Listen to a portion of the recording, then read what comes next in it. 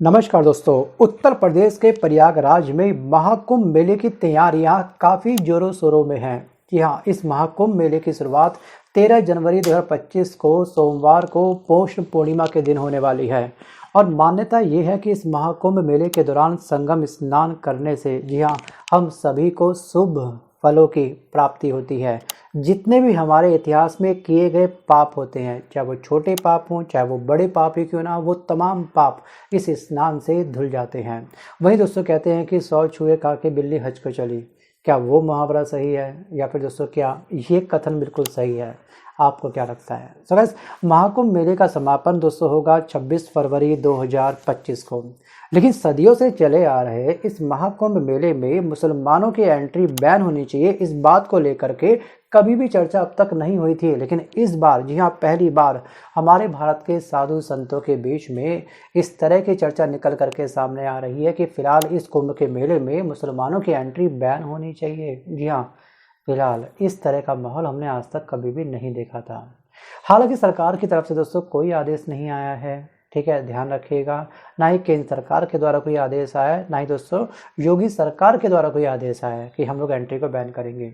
लेकिन जिस तरह से हमारे महान संत, जी हाँ, जो हमारे समाज के जो महान संत हैं या फिर कई बड़े जो नाम हैं जो इस बात को लेकर के आवाज़ उठा रहे हैं कि मुसलमानों की एंट्री महाकुंभ के अंदर, मेले के अंदर बैन होनी चाहिए, उस बात से कहीं ना कहीं ये लग रहा है कि शायद जी हाँ, इनकी एंट्री बैन हो सकती है। या फिर हम दोस्तों ये कह सकते हैं कि यहाँ पर एक इनकी बातों ने हम हिंदू मुसलमानों के बीच में जो पहले से खींची हुई लकीर थी, उस लकीर को और अधिक बड़ा कर दिया है। मतलब हमारी जो बंटवारे की लकीर थी उसकी थिकनेस को और अधिक मोटा कर दिया है। जी हाँ, इस बात को और अधिक मजबूत कर दिया है।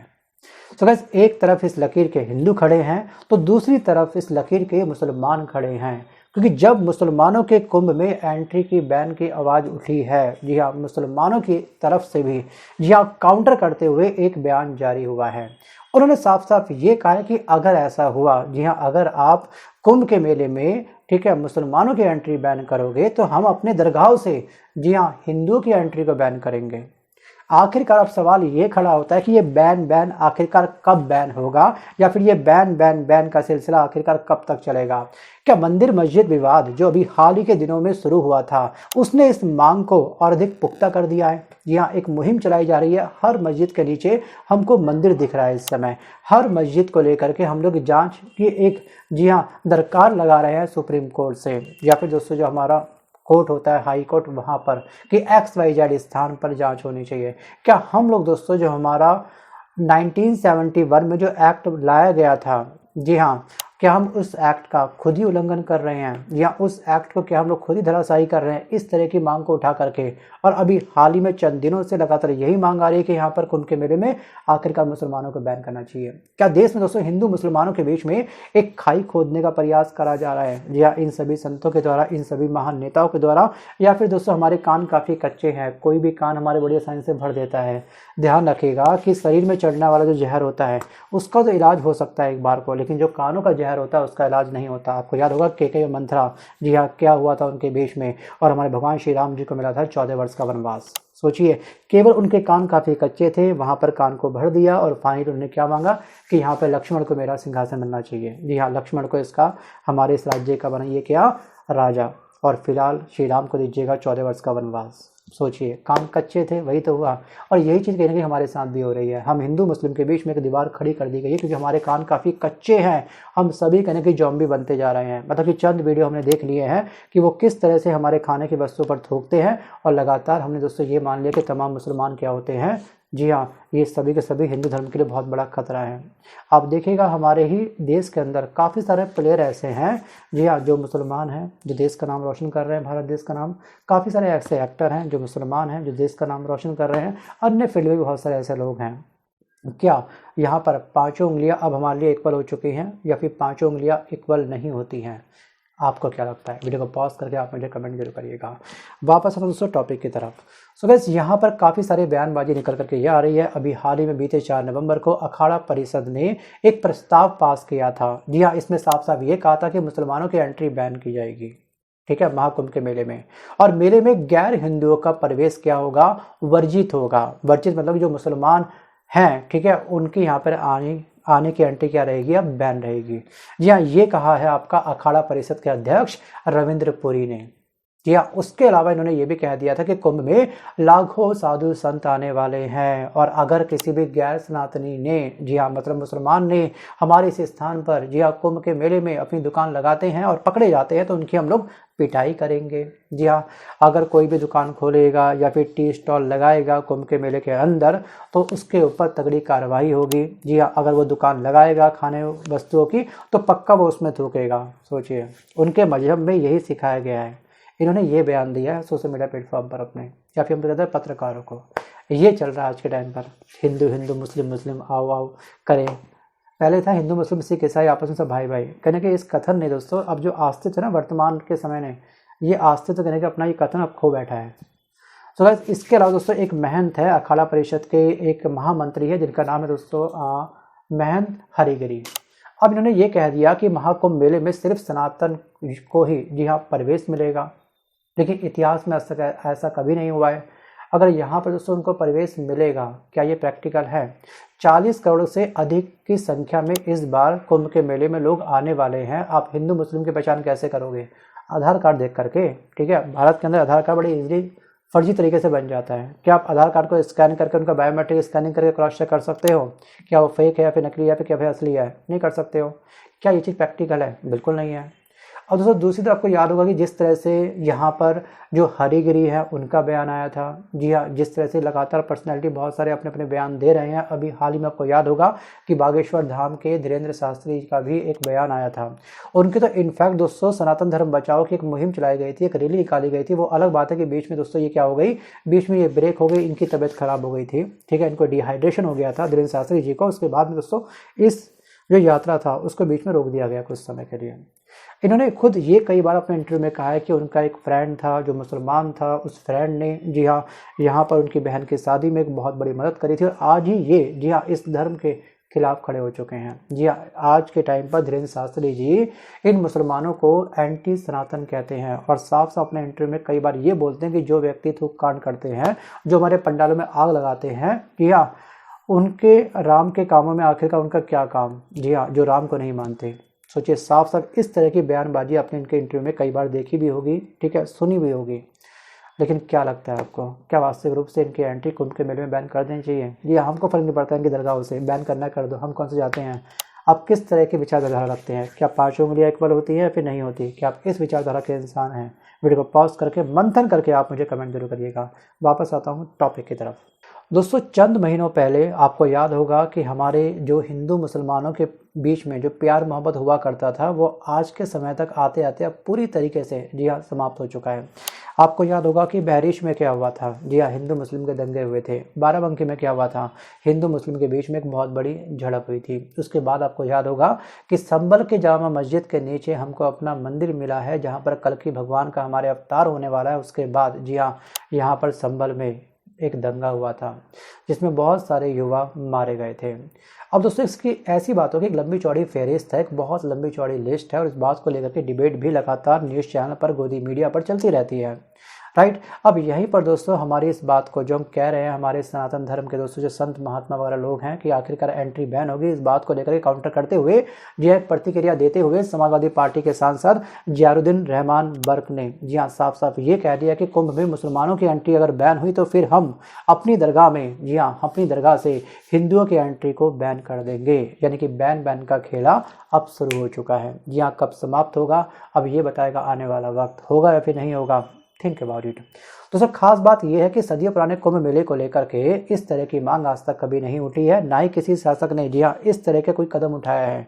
हमारे भारत के इतिहास में काफ़ी सारे शासक आए और गए, ठीक है, लेकिन यहाँ पे आपको ध्यान रखना है कि इस बार कुंभ के मेले में इतनी बड़ी संख्या में जो लोग आने वाले हैं उनकी सिक्योरिटी को ध्यान में रखते हुए जी हाँ उनके धर्म को बचाने को लेकर के इस बार ये लोग ये कह रहे हैं कि यहाँ पे अगर मुसलमान अंदर रहे जी हाँ कुंभ के मेले के अंदर तो ये हमारे धर्म के साथ खिलवाड़ कर सकते हैं कहीं ना कहीं। जी हाँ, खाने की वस्तु में थूक मिला सकते हैं या फिर कुछ और चीज़ कर सकते हैं वगैरह वगैरह। अब दोस्तों यहाँ पर आप खुद सोचिएगा कि 40 करोड़ संख्या में जो लोग आने वाले हैं यहाँ पर, आप किस किस का आधार कार्ड चेक करोगे कि वो हिंदू या मुसलमान है? ये भी सवाल है। एक्चुअली ये पता प्रैक्टिकल पॉसिबल है ही नहीं, ठीक है, ये प्रैक्टिकल आप अगर करने बैठोगे ना तो दिमाग की दही, दिमाग की छाछ, छाछ की दही, कुछ भी हो सकता है, ठीक है, रायता फैल सकता है बहुत तगड़ी तरीके से। अब दोस्तों उस समय आपको याद होगा कि इतिहास में कुंभ के मेले पर एक बार एक हमला भी हुआ था, ठीक है, और इसका सबसे बड़ा जिक्र आपको मिलता है दोस्तों, एक बहुत प्यारी किताब है, इसका भी स्क्रीनशॉट देख लीजिएगा। इस किताब में साफ साफ इस बात का जिक्र किया गया है कुंभ के मेले में एक बहुत बड़ी संख्या में नरसंहार हुआ था, लेकिन उसकी वजह ध्यान रखिएगा धार्मिक नहीं थी। दरअसल जब तैमूर लंग ने इस कुंभ के मेले में जी हाँ आक्रमण किया था, उसका उद्देश्य कुछ और था। जी हाँ, हरिद्वार में ये आक्रमण हुआ था, ठीक है, हरिद्वार में ये मेला लगा था, उस समय इसने यहाँ पर इस स्थान पर आक्रमण किया था। उसका उद्देश्य था पैसा लूटना, क्योंकि लोग दोस्तों घूमने आते हैं तो पैसा लेके आते हैं, ठीक है। आज वो अलग बात है कि लोग पैसा कम लेके जाते हैं, अपने वॉलेट में पैसा उनके पास होता है, फ़ोन के अंदर एंड्रॉइड फ़ोन निकाला, स्कैन करा, पेमेंट करी, डन, बात खत्म। लेकिन उस समय दोस्तों ना तो फ़ोन हुआ करता था, ना ही गूगल पे, फ़ोन पे, ना फिर पेटीएम वगैरह हुआ करता था, ठीक है, तब में अब में फ़र्क था। और वर्तमान समय में अगर हम बात करें कि ये जो कह रहे हैं कि दरगाह में आना हमारा बैन कर देंगे वगैरह वगैरह, या फिर दोस्तों हमारा तर्क ये भी है कि मक्का मदीना में जब हिंदुओं का प्रवेश नहीं है, जी हाँ, हिंदुओं का प्रवेश ये लोग नहीं देते हैं, तो हम लोग अपने कुंभ के मेले में आखिरकार इनको प्रवेश क्यों दें। दोस्तों कुंभ का मेला, ये शब्द ध्यान रखिएगा, मेले शब्द का प्रयोग किया गया है इसमें, और यहाँ पे दोस्तों मेले में सभी धर्म के लोग आ सकते हैं, ये आपको अच्छे से ध्यान रखना है। हिंदुओं में भी दोस्तों कई मंदिरों में मुसलमान, जी हाँ, और जो ईसाई वगैरह होते हैं उन पर रोक लगी है। आपको याद होगा हिंदू में काफ़ी सारे मंदिर ऐसे हैं, जिसका सबसे बड़ा साफ तौर पे मैं एग्जाम्पल गिनवा सकता हूँ आपका दोस्तों, वो है आपका भुवनेश्वर का लिंगराज मंदिर। वहाँ पर इनकी एंट्री नहीं है, ना ही मुसलमानों की एंट्री है, ना ही दोस्तों ईसाइयों की एंट्री है। आपको दोस्तों याद होगा पुरी का जगन्नाथ मंदिर में तो एक बार प्रधानमंत्री इंदिरा गांधी तक की भी एंट्री बैन कर दी गई थी, सोचिए। और ये है कुंभ का मेला। जी आप कुंभ के बारे में तो ये बात बिल्कुल साफ साफ ये है कि ये मेला है, और मेले में हर धर्म के लोग आकर के, ठीक है, अपना स्टॉल लगा सकते हैं, अपनी दुकान लगा सकते हैं, अपने सामान को बेच सकते हैं। लेकिन अब क्या होगा क्या नहीं, बस थोड़ा सा आप करिएगा इंतजार। या 13 जैन को कुंभ का मेला शुरुआत हो जाएगी उसकी, और चल जाएगा पता कि इनके स्टॉल वहाँ पे लग रहे हैं या फिर नहीं लग रहे हैं। बस कुछ वीडियोस वायरल हो गए कि वो खाने में कुछ मुसलमान थूक मिला रहे हैं, थूकते हुए हमको दिख रहे हैं, और हमने उन सभी वीडियो पर विश्वास कर लिया। ठीक है, मैं मानता हूँ कि वो वीडियो अगर सच भी होंगे तो इसका अर्थ ये नहीं कि बस केवल सभी के सभी जो तमाम मुसलमान हैं भारत के अंदर, वो सभी के सभी क्या हैं, हमारे धर्म को हानि पहुँचाने के लिए, जी हाँ, बस लग चुके हैं।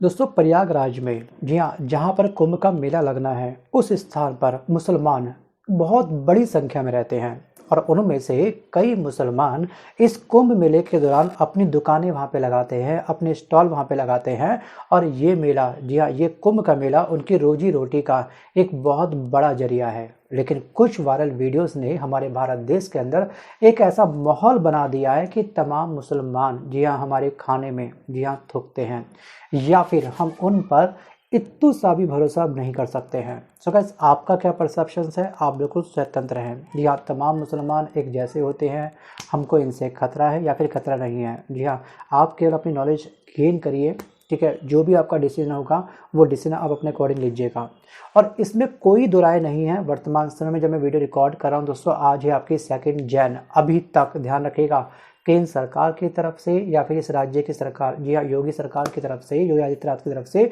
कोई भी ऑफिशियल नोटिस जारी नहीं हुआ है, ना ही इनकी तरफ से कोई संकेत अब तक मिला है कि इस कुंभ के मेले में मुसलमानों की एंट्री बैन है। ये केवल अभी कयास लगाए जा रहे हैं, जो भी हमारे संत वगैरह होते हैं जो स्टेटमेंट दे रहे हैं कि बैन करो बैन करो बैन करो, ये केवल अभी इनकी मांग उठी है। अब इस मांग को सरकार ने माना है या फिर नहीं माना है, वो बताएगा अब आने वाला वक्त। इनफैक्ट दोस्तों हमको ये भी ध्यान रखना है कि वर्तमान में योगी जी ने और मोदी जी ने हमारे जो भारत का दोस्तों जो धर्म है, जो हमारा हिंदू धर्म है, इसको सशक्त करने का एक बहुत बड़ा काम किया है लगातार जब से सरकार बनी है, जी हाँ, तब से। और सबसे बड़ा इसका एग्जाम्पल आप दे सकते हैं अयोध्या के अंदर राम मंदिर की स्थापना। सोचिए, जो इतने वर्षों से काम पेंडिंग था, इन्होंने चंद दिनों में बड़ी ही शांतिपूर्वक, जी हाँ, सॉल्व कर दिया। उस समय कोई हमारे दंगे नहीं हुए थे, बड़ी आसानी से हमने प्राण प्रतिष्ठा करी थी जैन मंथ में अपनी। Think about it. लेकिन दूसरी तरफ आपको ये भी ध्यान रखना है कि यहाँ पर देश के अंदर जो महंगाई है, ठीक है, जो बेरोजगारी का स्तर लगातार बढ़ रहा है, जो महिलाओं के ऊपर जो अत्याचार हो रहा है, एक तरफ जो बॉर्डर पर किसान एमएसपी प्रोटेस्ट कर रहे हैं इतनी ठंड में, जहाँ पर, जी हाँ, डल्लेवाल जी एक लंबे समय से आमरण अनशन पर बैठे हुए हैं, जिनकी सेहत काफ़ी ख़राब हो रही है। या फिर दूसरी तरफ जो बीपीएससी प्रोटेस्ट में जो हमारे भारत का युवा है, जो भारत का भविष्य है, जी हाँ, वो ठंड में जी हाँ लाठियाँ खा रहा है, उस पर वाटर कैनन चलाया जा रहा है, वो अलग बात है कि इन पर इनका खास ध्यान अब तक नहीं गया है। और आपको एक चीज़ और समझनी होगी कि भूखे पेट जी हाँ भजन नहीं होते हैं। अगर महंगाई बढ़ती रही, गरीब और गरीब होता रहा, अमीर और अमीर होता रहा, तो क्या वास्तविक रूप से जी हाँ हमारे भगवान जी हाँ हमको हमारा पेट भरने नीचे आएंगे? शायद, क्योंकि हमको अपना कर्म करना होगा, क्योंकि कर्म ही सबसे बड़ी पूजा है। लेकिन कर्म करने के लिए युवाओं के पास कर्म तो होना चाहिए। वो दिन रात एक कर रहे हैं, तैयारी कर रहे हैं अपने एग्ज़ाम की, लेकिन उनको सफलता, वो कह रहे हैं कि पेपर आप टफ से टफ बनाओ, लेकिन टाइम पर एग्ज़ाम तो लो जी हाँ, पेपर लीक तो कम से कम मत करवाओ। सोचिए, लगातार पेपर लीक हो रहे हैं। इस तरह से ट्रम्प कार्ड खेला जा रहा है कि वास्तविक रूप से युवा हमेशा के लिए बेरोजगारी बैठा रहे, कट ऑफ हमेशा हाई पे हाई जा रही है। तो बस बहुत सारे ऐसे मुद्दे हैं, बेबस लंबी चौड़ी फहरिस्त है, मन अननेसेसरी वीडियो की लेंथ करने के बढ़ सकती है। इसके लिए मैं किसी और दिन सेपरेट वीडियो तैयार कर दूंगा। और आज के इस वीडियो में बस कर इतना ही। अब मेरा आपसे एक छोटा सवाल ये है, जी हाँ वो सवाल ये है कि अगर आप भारत के प्रधानमंत्री होते, जी हाँ हिंदू मुसलमानों की खाई को आप और अधिक गहरा करते या फिर उस खाई को जी हाँ भरने का प्रयास करते? अगर उस खाई को अगर आपने भरना होता तो आप कौन कौन से स्टेप उठाते? जी हाँ, वीडियो को पॉज करके आप मुझे कमेंट जरूर करिएगा। सो गाइस, आज के इस वीडियो में बस इतना ही। मिलता हूँ जल्द नए वीडियो के साथ, तब तक के लिए धन्यवाद।